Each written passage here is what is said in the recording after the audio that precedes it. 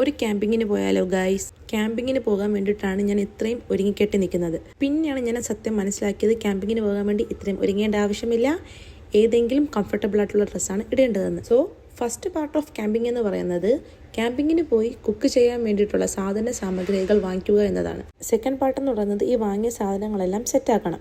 So ഞങ്ങൾ chicken cook ചെയ്യാൻ വേണ്ടിയിട്ടുള്ള എല്ലാ ഐറ്റംസും ഇവിടുന്നേ സെറ്റാക്കി വെച്ചിട്ടാണ് പോയത്. ഞങ്ങളല്ല അവർ, ഞാൻ ചുമ്മാ ഇതെല്ലാം നോക്കിയിരുന്നതേ ഉള്ളൂ. അങ്ങനെ എല്ലാം സെറ്റാക്കി രാത്രി ഒരു 11:30 ആയപ്പോഴത്തേക്കും നമ്മളിവിടുന്ന് തിരിച്ച് നമ്മൾ ക്യാമ്പിങ്ങിനായിട്ട് പോയത് ലവ് ലേക്കിലാണ്.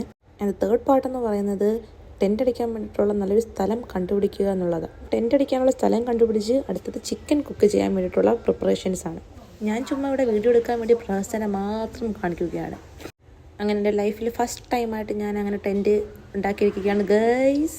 അങ്ങനെ കുറേ നേരത്തെ പരിശ്രമത്തിന് ശേഷം തീയൊക്കെ കത്തി നമ്മളിവിടെ ഗ്രില്ലുണ്ടാക്കി 1 മണിക്കൂറത്തെ പരിശ്രമം നമ്മൾ 5 മിനിറ്റ് കൊണ്ട് തിന്നു തീർത്തിട്ടുണ്ട്. അങ്ങനെ ഫുഡ് അടിയൊക്കെ കഴിഞ്ഞ് രാത്രി 2:30 ആയപ്പോഴത്തേക്കും ഉറങ്ങാൻ കിടന്നു. വെളുപ്പിന് 5:30 ആയപ്പോൾ തന്നെ ഞാൻ എണീറ്റ്. സ്പെഷ്യലി ഈ നേച്ചറിൻ്റെ സൗണ്ട് കേൾക്കാൻ വേണ്ടി മാത്രം ഞാൻ എണീറ്റതാണ്.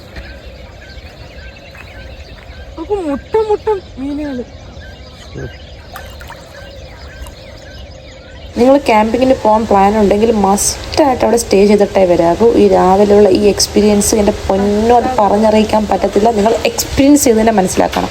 ഞാനിവിടെ രാവിലെ ഒരു ചായയും കുടിച്ച് നമ്മൾ സൂര്യൻ വരുന്നതും കാത്തിങ്ങനെ ഇരിക്കുവാണ്.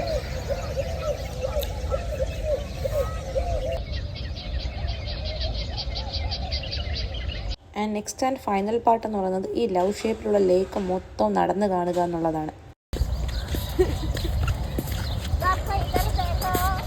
लिम्बा बोल रहा है मैं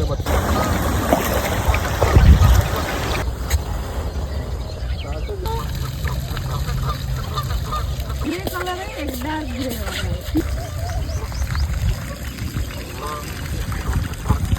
അങ്ങനെ ഞങ്ങളുടെ ക്യാമ്പിങ് കഴിഞ്ഞ് ഞങ്ങൾ ഇവിടുന്ന് തിരിക്കുവാണ്. ഇതുവരെ ക്യാമ്പിങ്ങിന് പോകാത്തവരാണ് എന്നുണ്ടെങ്കിൽ ഒരു തവണയെങ്കിലും ലവിലേക്ക് പോവുക. നൈറ്റ് സ്റ്റേ ചെയ്യാൻ വേണ്ടിയായിട്ട് തന്നെ പോകണം. മോർണിംഗ് ആ സൂര്യൻ ഉദിച്ചു വരുന്ന ആ ഒരു ടൈമിലാണ് ഇതിൻ്റെ റിയൽ ബ്യൂട്ടി എന്ന് പറയുന്നത്. അത് പറഞ്ഞറിയിക്കാൻ പറ്റത്തില്ല, അത് എക്സ്പീരിയൻസ് ചെയ്ത് തന്നെ നോക്കണം. സോ ഒരു വട്ടമെങ്കിലും നിങ്ങളിതൊന്ന് എക്സ്പീരിയൻസ് ചെയ്യുക. സോ അപ്പോൾ അത്രയേ ഉള്ളൂ. ബൈ.